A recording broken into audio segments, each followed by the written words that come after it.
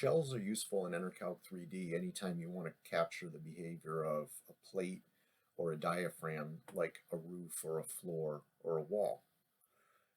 There are many different ways that we can model shells, but we'll just cover the most basic method, which is to add shells using the grid.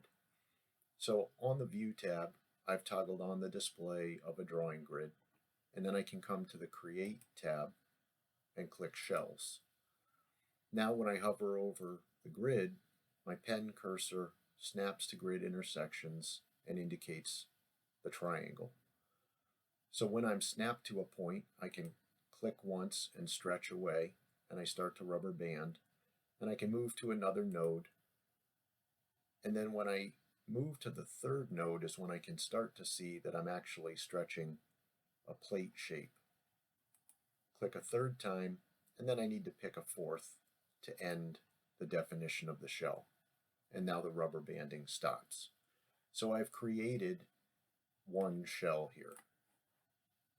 Now, this method obviously is simple, but at the same time it would be painstaking to go through and create an entire mesh this way. So we do have a bunch of tools that'll help us to automate that, and we cover those in other videos.